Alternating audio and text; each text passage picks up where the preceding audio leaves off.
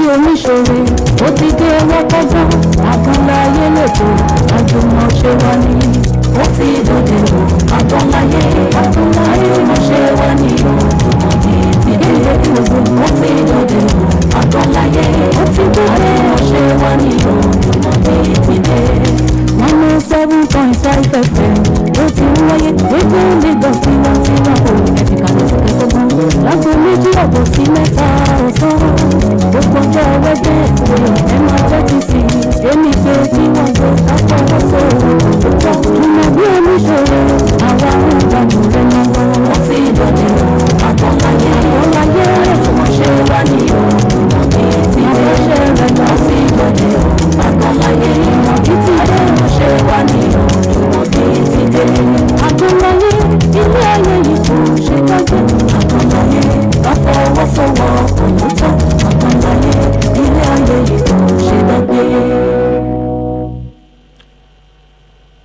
bẹ́ẹ̀ ni jàre àgànláyé lẹ́tọ̀ ilé ayé ò ṣe dá lò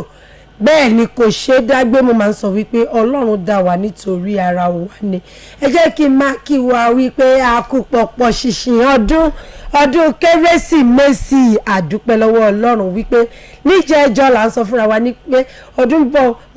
ọdún ti wá ó ti lọ ọ̀pọ̀lọpọ̀ ọdún là máa ṣe nílé ayé. ṣe wá rí ọdún January 1st tó ń bọ̀ yìí tó ń wò mí tí mò ń wò tó ń wò mí àti yín yìí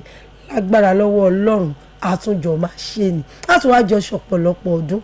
láàyè àti nínú ààyè ìdẹ̀ra ààyè ìrọ̀rùn pẹ̀lú owó àti ọ̀la. ẹ káàsán mà ẹ káàsán sà ẹ káàsán ẹ̀yin ọ̀rẹ́ mo ní ẹ káàárọ̀ ẹ káàsán ẹ káalẹ́ níbi gbogbo tẹ́ ẹ ti láǹfààní àti máa gbọ́ ètò àgànláyé lórí Radio Lagos 107.5 FM tiwantiwa èmi ọmọ yín ọ̀rẹ́ yín olólùfẹ́ yín Jùmọ̀ bí omi ṣeré lórúkọ tèmi ọmọ wọn nífẹ̀ẹ́ òòyè níbi tó Jùmọ̀ rere ti mọ́ wá sílé ayé ẹ káàsán.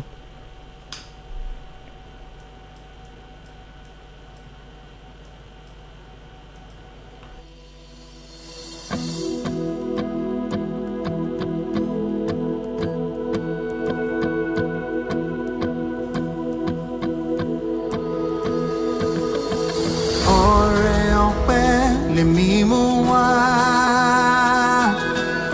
ọ̀rẹ́ rẹ̀ ó pọ̀ jaburata kò dẹ̀ ṣe sí mi gẹ́gẹ́ bí tiwa mi àánú ni mo rí gbà lọ́wọ́ Ọlọ́run mi ọrẹ ọpẹ́ mi rèé o. ìwọ ń kọ́ ọ̀rẹ́ rẹ̀ ó pọ̀ jaburata kò dẹ̀ ṣe sí wa gẹ́gẹ́ bí tiwa wá.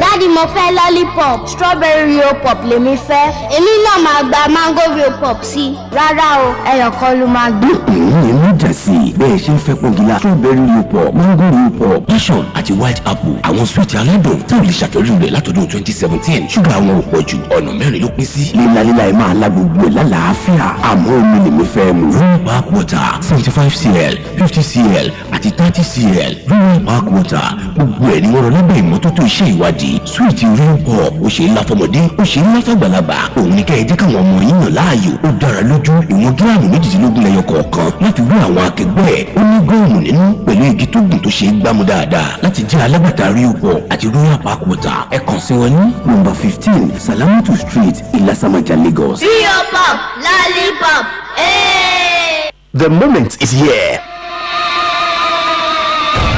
Moments of divine encounter and last-minute testimonies filled with deliverance and breakthrough. Celestial Church of Christ, Genesis Global, invites you to crossover night service. Come prepare your path into the year 2024. Bẹ́ẹ̀ni, gbogbo ènìyàn lọ́lọ́run alààyè ń pè síbi àṣálẹ́ àìsùn wọnú ọdún tuntun. Àná rẹ̀ lè ṣí bí ò tiẹ̀ pariwo. Ó sọ̀rọ̀ òní ìrẹ́lọ́dún 2023 tá a wà yìí. Òun náà sọ̀rọ̀ ó ṣeéṣe kó má pariwo tó. Ńlá ṣe ní òtara ṣàṣàkọ́ wá gba àgbàṣe àdúrà kalẹ̀. Kọ́là rẹ̀ ìyẹn ọdún 2024 lè pariwo ayọ̀, ìbùkún, ààbò òun àṣeyọrí mélòó gbàgbé. Date Sunday 31st December 2023. Time 8 p.m. till dawn. Venue Celestial Church of Christ, Genesis Global tó wà ní Genesis Global City off Egbado Road, Dalimu Alakoko, Lagos. Ministry is our Father in the Lord, Prophet Israel Oladele Genesis. Adáàdúwọ̀ náà múra lẹ̀ nínú ìjàkadì àdúrà ọdún 2024 lè bí ire ayọ̀ òun ìtẹ̀síwájú fún ọ lórúkọ Jésù.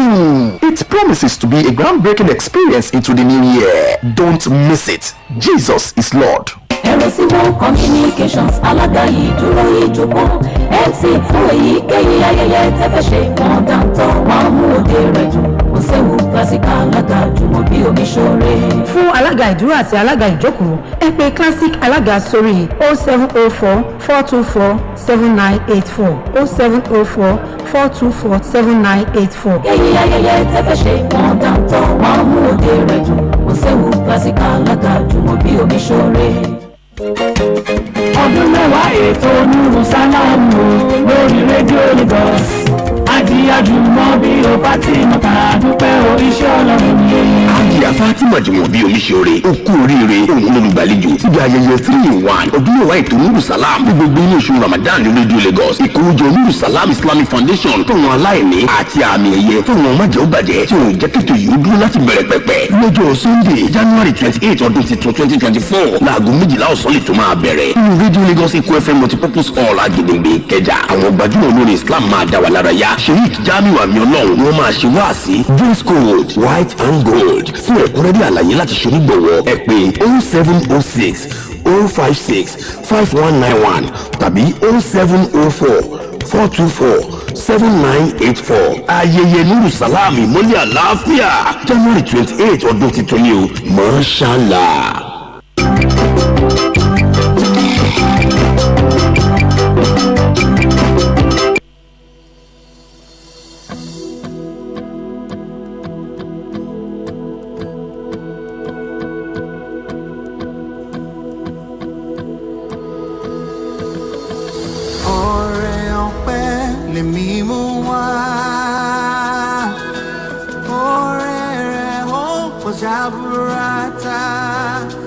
Ṣe sí mi gẹ́gẹ́ bí tiwa mi àánú ni mo rí gbà lọ́wọ́ Ọlọ́run mi ọrẹ ọpẹ́ mi rèé o. Ìwọ ń kọ́ orí rẹ̀ ó kọjá rárá kò lè ṣe sí wa gẹ́gẹ́ bí tiwa wá.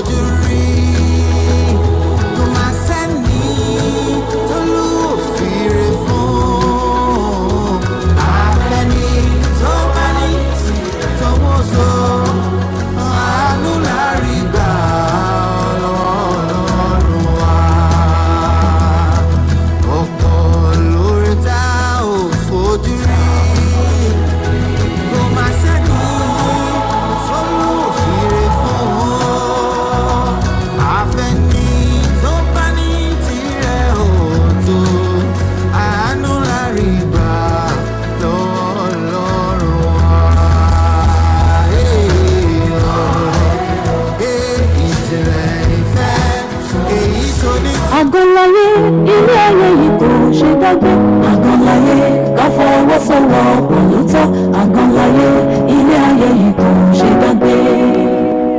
Àgànláyé lẹ́tọ̀ ilé ayé ò ṣe dá lò bẹ́ẹ̀ ni kò ṣe dá gbé Ọlọ́run dá wa fúnra wa ni. Àwọn champions mi ṣe ti wà níbẹ̀ mo fẹ́ fún yín ní Christmas bonus lẹ́ẹ̀ni gbogbo ẹ̀yin champions ẹ má gbàgbé mo sọ fún yín wípé kẹ́ ẹ máa la sweet Rio Pop torí pé sweet Rio Pop òun gangan ló lè ṣe kí ni òun ló lè ṣe ẹ má dẹ̀ gbàgbé o mo ní wọ́n wà ní number 13 Salamotu Street number 15 Salamotu Street Ilasamaja Lẹ́kọ̀ọ́ iléeṣẹ́ Royal Foods and Drink Nigeria Limited àwọn ni wọ́n ń ṣe sweet Rio Pop sweet Rio Pop wà ní oríṣi mẹ́rin mo ní aládùn mẹ́rin ni a ní strawberry a ní apple a ní mango bẹ́ẹ̀ náà ni a tún wá ní passion ṣe tún wá rí a tún ní kan tó ń pè ní mixed fruit tẹ́ pé mẹ́rẹ̀ẹ̀rin adùn mẹ́rẹ̀ẹ̀rin yẹn a tún papọ̀ sí inú ẹyọ kan fún ìgbádùn gbogbo ẹ̀yin champions mi ní òmò ní pé kẹ́ ẹ máa lá sweet Rio Pop onígi ni tẹ́ ẹ bá tún wá látàn ó ní gọ́ọ̀mù nínú tí yẹn tún wá bí bónọ́sì fún yín láti fi jẹ ìgbádùn ara yín àwọn bákan náà ni wọ́n ń ṣe omi Royal Park water omi Royal Park water wà ní ẹ̀jẹ̀ wọn lẹ́jẹ̀ wọn ìyẹn lóríṣìí mẹ́ta la ṣe a ní 75 cl a ní 50 cl bẹ́ẹ̀ náà la ní 30 cl tó dáadáa mo ní kẹ́ ẹ máa lọ sọ́dọ̀ wọn ṣé wọ́n ṣẹ̀ṣẹ̀ jáde school ni àbí ìwọ tí ẹ wà nǹkan láti máa fi pawọ́ dà yé jẹ́ kán pé ẹ sọ̀rọ̀ tí òkun ẹ mọ́ ọdún 2023 ti parí báyìí má tún wá báyẹn wọ 2024 má bá wọ 2024 o kó o ṣe kí ni má jẹ́ kán máa kán yé dá kọ́kọ́rọ́ jọ sínú ilé ẹ̀ mọ́ kán yé dá kọ́kọ́rọ́ kó kálukú lọ fi kọ́kọ́rọ́ lé wọn síbòmí àbí kán lọ ṣe duplicate kí ló ṣẹlẹ̀ mo ní lọ sí number 15 Salamotu Street Ilasamaja Lẹ́kọ̀ọ́ iyekíye tó o bá rí tó o bá kó dé iléeṣẹ́ Rio Pop ó ti di alágbàtà nìyẹn àwọn ni wọ́n ń ṣe sí ti Rio Pop àwọn ni wọ́n ń ṣe omi Royal Park water mo lẹ́yìn champions mi ṣe ti wà níkàlẹ̀ 070 56551075 07056461074 tàbí kẹ́ ẹ pé 07056461074 tàbí kẹ́ ẹ pè mí sórí 07056551074. hello champion ẹ̀yin champion ẹ máa fúnra yín láàyè ẹ máa fúnra yín láàyè jẹ́ kó wọlé mo ti kẹ́bù wá fún yín ẹ ṣáà ti mọ̀ pé mi ò kí ń ṣe audio gifting àwa ti kò dé iléeṣẹ́ Rio Pop ni. hello champion hello wọ́n ní nẹ́tíwọ̀kì lọ́gẹ́ tó ń lo fóònù 07056551075 hello champion ẹ ní sùúrù fúnra yín ẹ̀bùn tó wà nílẹ̀ ó ṣe kí ni ó tó jẹ.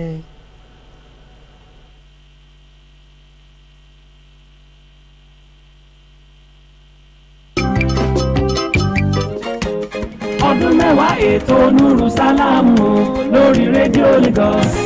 àjíyájúmọ́ bí o Fatima ká dúpẹ́ o iṣẹ́ Ọlọ́run ni. Àjíyá Fatima jùmọ̀ bí omi ṣoore ó kú oríire òun lólùgbàlejò síbi ayẹyẹ 3-in-1 ọdún mẹ́wàá ètò Nuru Salam ní gbogbo inú oṣù Ramadan ní rédíò Lagos ìkówójọ Nuru Salam Islamic Foundation fáwọn aláìní àti àmì ẹ̀yẹ fáwọn májẹ̀ ó bàjẹ́ tí òun jẹ́ kẹ́tò yìí ó dúró láti bẹ̀rẹ̀ pẹ̀pẹ̀ lọ́jọ́ Sunday January 28 ọdún titun 2024 láago 12 ọ̀sán lè tó máa bẹ̀rẹ̀ nínú rédíò Lagos Eco FM multipurpose hall Agedengbe Ìkẹjà àwọn gbajúmọ̀ olórin Islam máa dá wa lára yá Sheikh Jamiu Àmì Ọlọ́run ni wọ́n máa ṣe wáàsí dress code white and gold fún ẹ̀kúnrẹ́rẹ́ àlàyé láti ṣonígbọ̀wọ́ ẹ pè 0706 056 5191 tàbí 0704 424 7984 ayẹyẹ Nuru Salam ìmọ́lẹ̀ àlàáfíà January 28 ọdún tuntun ni o Mashallah.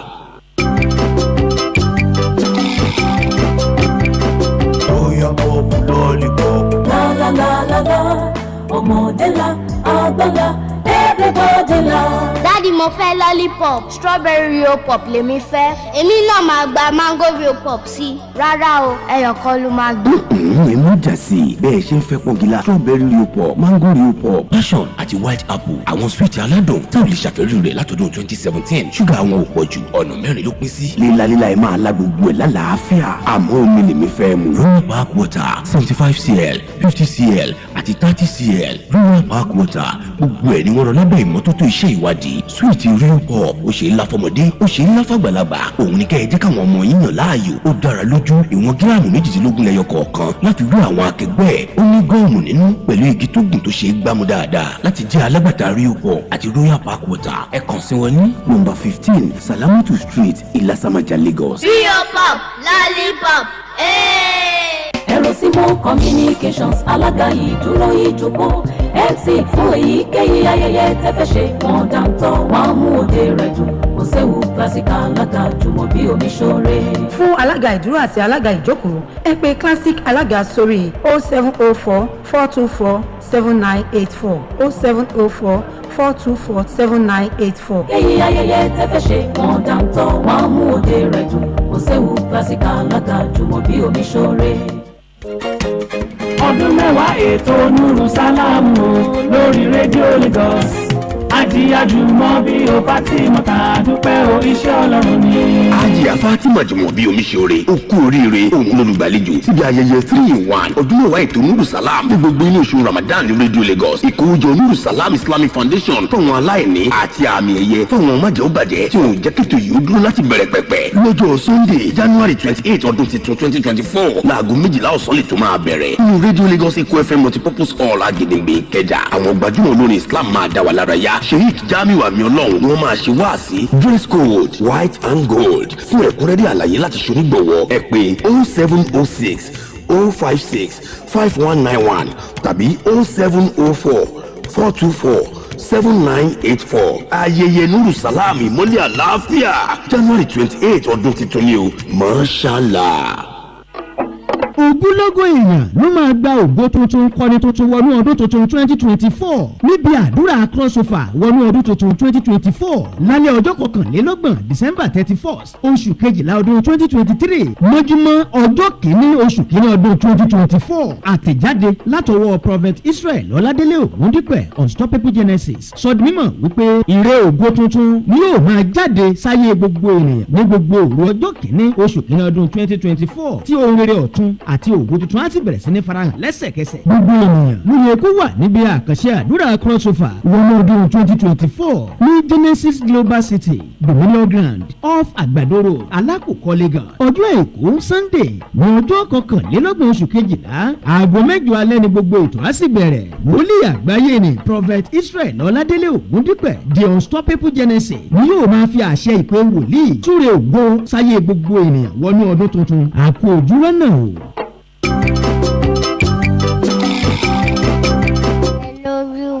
My name is Olariwaju Nuria. Thank you. I appreciate you. Orúkọ mi ni Kọjíjà Akíndèrè, iléeṣẹ́ Rio pop ẹ ṣé o. Orúkọ mi ni Abdullah Azam, iléeṣẹ́ Rio pop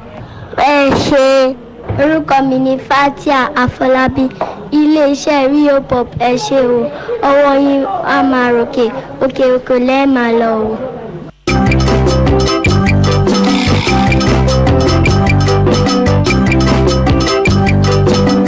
Àgànláyé ilé ayé yìí kò ṣe dágbé. Àgànláyé ká fọwọ́sowọ́pọ̀ lóòótọ́. Àgànláyé ilé ayé yìí kò ṣe dágbé. Hello gbogbo ẹ̀yin champions mi mo rò bẹ́yìí ti rá díẹ̀ lára testimony àwọn tó ti jẹ́ tí wọ́n ń dúpẹ́ lọ́wọ́ iléeṣẹ́ Rio pop mo rò bóyá kí ìwọ náà wà níbẹ̀ tẹ́ ẹ bá wá fẹ́ di ara wọn ìwọ ṣáà ti máa tẹ́tí sí ètò Àgànláyé tẹ́ bá ti ń gbé tó Àgànláyé tẹ́ẹ̀dẹ̀ tí ń gbọ́ gbogbo nǹkan tí mo bá ń sọ lórí ètò Rio pop tó bá ti pè wọlé tí n bá ti bí ẹ báyìí ó ti jẹ́ nìyẹn mo ní nínú ọdún tá a wà yìí a dúpẹ́ lọ́wọ́ gbogbo ẹ̀yin tẹ́ tí ń bá wa dòwò pọ̀ gbogbo ẹ̀yin èjìká tẹ́ ẹ̀ jẹ́ kí aṣọ kó bọ́ lọ́rùn mi láti January títí di December iṣẹ́ lẹ ṣe o mo dúpẹ́ mo mọ̀ọ́re mo ní wípé Jùmọ̀bí Omiṣore sọ thank you fún yín lórí ètò Nuru Salam ní o lórí ètò Àgọ́láyé ní o mo dúpẹ́ mo dúpẹ́ gan-an gidi lọ́wọ́ gbogbo ẹ̀yin tí ẹ ò jẹ́ kí ètò yìí kó dúró. Alhaji Lateef Ọlánrewájú Sadiq aláṣẹ Super Health Connection bá mi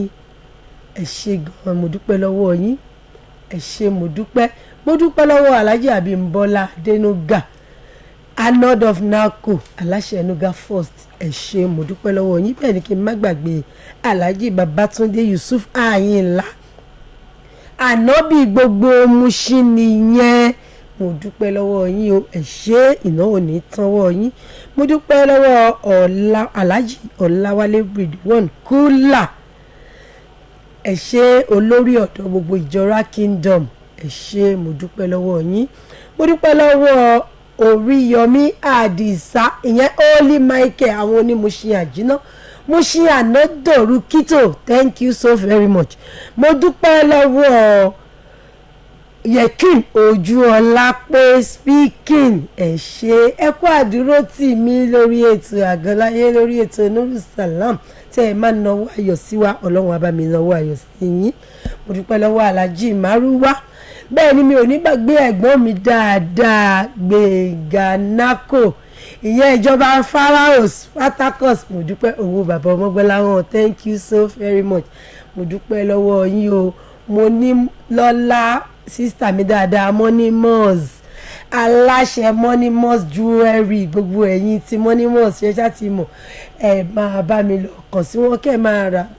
nǹkan tí wọ́n ń tà wọ́n láwọn jewelry tó fine dáadáa thank you so much màmá mi dáadáa Alájà Fatima olówó aláṣẹ Fatis Wasi ní Banjoko yẹn ló ṣòdì màmí thank you ìnáwó ní tánwọ́ yín wàràfàánà mọ̀kànà àlíyà mo dúpẹ́ lọ́wọ́ bàbá mi dáadáa godfather mi dáadáa àti ọdún yìí tẹ̀ tí ń pọ̀ mí tí mi ò jábọ́ lẹ́yìn yín ìyẹn Alhaji Musiliu Àyìndé Akínsànyà Olúọmọ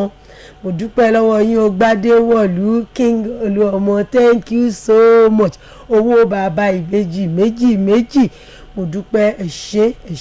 ṣé mi ò ní ṣaláì dúpẹ́ tí má ní kí n máa dúpẹ́ lọ́wọ́ gbogbo èèyàn ni mo máa kí gbogbo ẹ̀yin tí mo rántí dárúkọ yín gbogbo ẹ̀yin tí mi ò rántí dárúkọ yín gbogbo ẹ̀yin tó jẹ́ wípé ẹ jẹ́ kójú tì mí Ibrahim Dendebula àwọn tí orí alẹ́ nìyẹn Ibrahim Dendebula mo dúpẹ́ thank you ọ̀rẹ́ mi ọ̀gá mi alátìlẹ́yìn mi ni gbogbo yín mo dúpẹ́ ẹ ṣé mo dúpẹ́ lọ́wọ́ yín ojú òní tì yín àjọṣe wa ò ní bàjẹ́ lágbára Ọlọ́run inú owó tẹ́ ẹ ti ń mú tẹ́ ẹ ti fi ń ran ètò mi lọ́wọ́ náà lẹ ti máa mú mo dúpẹ́ lọ́wọ́ Fẹ́mi Apàṣẹ aláṣẹ FB&FP mo dúpẹ́ lọ́wọ́ yín o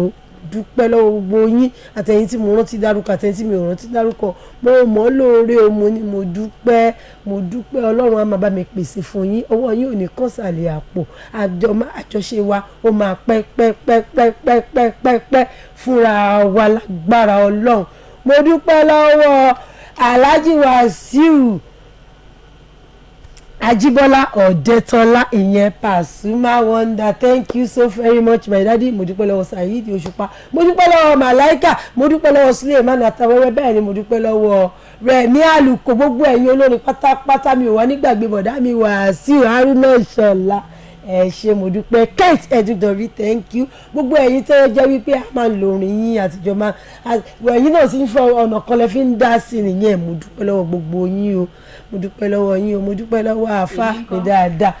Sheikh Jamiu àmì Ọlọ́run ẹ ṣé o tó bá January 28 gbogbo ẹ̀yin olólùfẹ́ Jùmọ̀bí Omiṣore ẹ má gbàgbé o ó pọ́dún mẹ́wàá tá a ti ṣètò Nuru Salam kẹ bàbá túyáyá kẹ túyàwó kẹ wá bá wa ṣe kíni bẹ́ẹ̀ ṣe tí ń bá wa dá sí tí ipa òkun yín ipa òní kun yín January 28 ẹ mọ̀ pé mi ò lẹ́nìkan ẹ̀yẹn ṣáṣù gbà mí gbogbo ẹ̀yin tí mo rántí dárúkọ ẹ̀yin tí mi ò rántí gbogbo yín ni mo dúpẹ́ lọ́wọ́ yín mo nífẹ̀ẹ́ yín mo like yín mo love yín I appreciate you so very much tó bá wá di 2024 mo fẹ́ pé gbogbo nǹkan tẹ́ ń ṣe fún mi tẹ́ ń ṣe yìí ẹ tún máa ṣe lọ́pọ̀ nínú ìrọ̀rùn ìlera àti àlàáfíà ara lágbára Ọlọ́run ẹ ní kú fún mi mi ò ní kú fún yín o mo dúpẹ́ lọ́wọ́ Jídé o Jídé ọmọ ọ̀gá tẹ́ẹ̀kì mo wá dúpẹ́ lọ́wọ́ ọ̀gá mi dáadáa bàbá mi Káyọ̀dé Adúmáadéyìn thank you so very much ọ̀gá mi dáadáa àwọn náà train wa àwọn náà sọ wípé Jùmọ̀bí you can do it and mo dúpẹ́ pé mi ò jẹ́ kójú tì yín mi ò dẹ̀ ní dójú tì yín mo tún sọ ní kí gbogbo èèyàn máa gbọ́ báyìí pé Káyọ̀dé Adúmáadéyìn mi ò ní dójú tì yín you will be proud of me ẹ ti proud of me more lágbára Ọlọ́run thank you so very much I appreciate the love you have for me mo dúpẹ́ pẹ̀lú ìfẹ́ tẹ́ ẹ ní sí mi pẹ̀lú àti ohun àti ẹ̀tẹ́ ojúmọ́ mo dúpẹ́ ẹ ṣé mo dúpẹ́ gidigidi tó bá di 2024 gbogbo ẹ̀yin tèmi torí after ní báyìí 2024 la máa ríra o nínú ayọ̀ àti ìdùnnú ni mo ti ń sọ wípé mo dúpẹ́ púpọ̀ láti ìsàlẹ̀ ọkàn mi bẹ́ẹ̀ dẹ̀ ní gbogbo ẹ̀yin olólùfẹ́ mi lórí Facebook lórí Instagram Twitter YouTube mo dúpẹ́ àti ẹ̀yin tẹ́ ń pè wá lálága gbogbo ìgbéyàwó tá a ti so pọ̀ àdúpẹ́ gbogbo ẹ̀yin tẹ́ ẹ sì fẹ́ pè wá tẹ́ ẹ sì máa pè wá mo dúpẹ́ lọ́wọ́ yín mo ní prógámù ẹ̀ ní mo wá fi dúpẹ́ ni mo wá fẹ̀mí ìmoore hàn torí àtìlẹ́yìn yín tí ò bá sẹ́yìn kò sẹ́mi kí ni mo ní kí ni mo jẹ́ ẹ̀yin lè jẹ́ kétò Àgọ́láyé kó dúró ẹ̀yin lè jẹ́ kétò Nuru Salam kó dúró torí ìpolówó yín tẹ̀ ń gbé wá ẹ má wà dáwọ́ dúró o ẹ jọ̀ọ́ o ẹ fẹ́ ṣe ìpolówó ọjà yìí nínú ọdún tuntun gbogbo tẹ̀ ń ṣe pátápátá ìpolówó ọjà làágùn mú owó ẹ máa kàn sí Jùmọ̀bí Omiṣore lórí 07044247984 07044247984 ẹ̀yin fẹ́ fún ọmọ fọ́kàn ní abẹ́ fẹ́ gbéyàwó fún ọmọ abẹ́ ní polówó tẹ̀ fẹ́ ẹ ní ọjà tẹ̀ ń tà tẹ̀ fẹ́ kún wọn mọ̀ ẹ pé Jùmọ̀bí Omiṣore sórí 07044247984.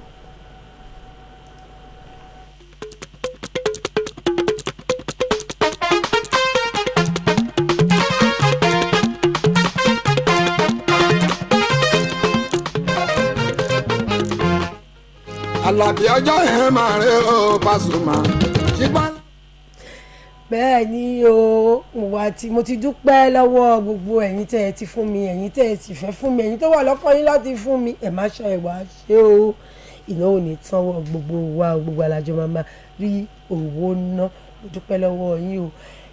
tó eléyìí ló jẹ́ ètò tá a ṣe gbẹ̀yìn lórí rédíò Lagos ní ọdún yìí ni o tó bá di lọ́dún tó ń bọ̀ ká pàdé lọ́jọ́ mẹ́jọ ó ti di ká máa kíra wa happy new year yẹn ṣe má dẹ̀ gbàgbé January 1st lọ́jọ́ bí méje ń kíra mi in advance mo dúpẹ́ lọ́wọ́ ọlọ́wọ́ bọ́tìnì mi Dámilọ́lá Adébáyọ̀ bẹ́ẹ̀ ni kí n máa dúpẹ́ lọ́wọ́ bèbí òrékè sí òrékè fún mi ọmọ borí owó Jùmọ̀bí Omiṣore lórúkọ tèmi ọmọ wọn nífẹ̀ẹ́ òye níbi tó Jùmọ̀ rere tí mo wá sílé ayé yókù tún di lọ́jọ́ mẹ́jọ yẹn next year ká tún pàdé pẹ̀lú ayọ̀ àti ìdùnnú I love you all ó dàbọ̀. Báyọ̀ o. Àlàbí ọjọ́ yẹn máa rí bàbá sí i. Báwọn jẹ́ nìyẹn ọ̀rọ̀